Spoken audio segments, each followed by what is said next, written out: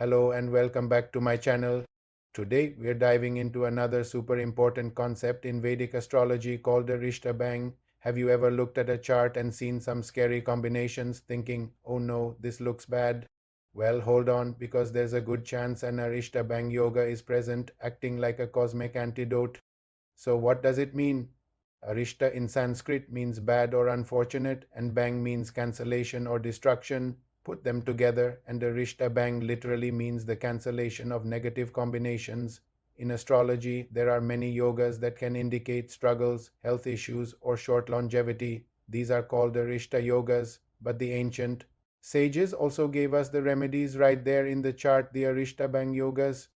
These combinations neutralize the bad effects. So instead of a major catastrophe, you might just get a minor illness or a small accident with no lasting damage. The more of these cancellation yogas you have, the stronger your protection. Think of it as having a powerful shield. Let's get into the key Ishtabang combinations, summarizing the wisdom from classic texts. The number one protector in any chart is a strong Jupiter.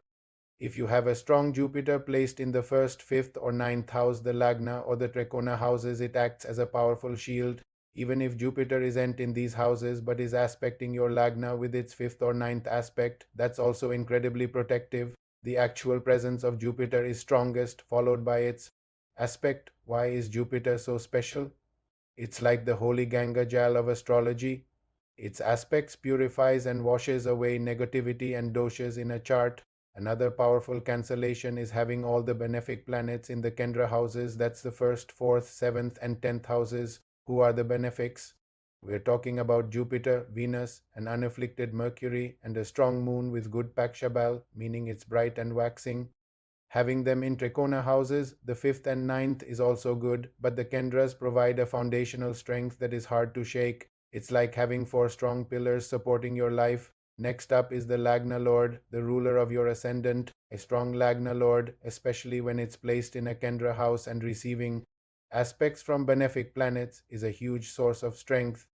The Lagna Lord represents you, your body, and your overall vitality. When it's well placed and supported, it gives you the inherent strength to overcome any adversity that comes your way.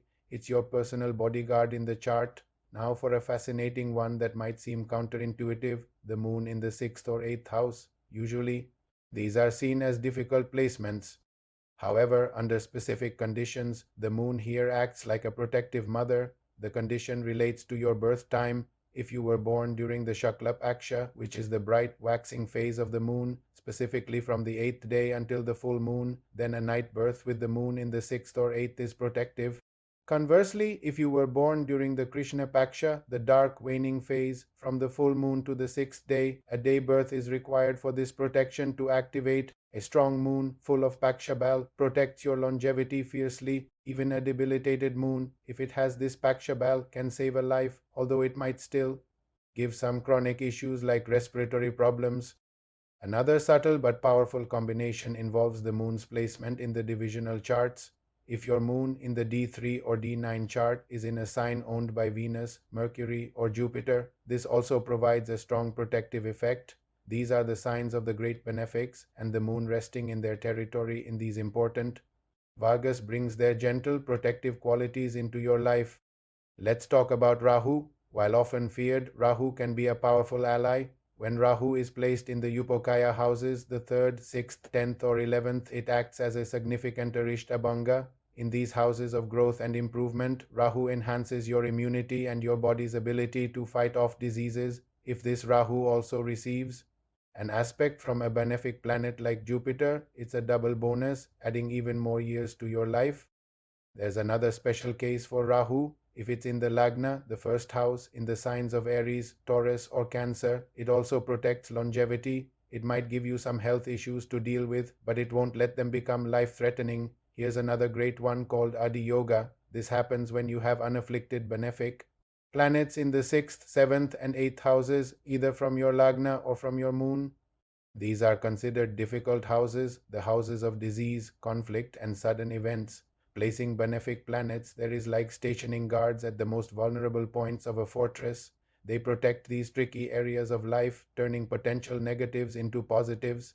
Have you ever heard of Shirshadaya signs? These are the signs that are said to rise with their head first: Gemini, Leo, Virgo, Libra, Scorpio, and Aquarius.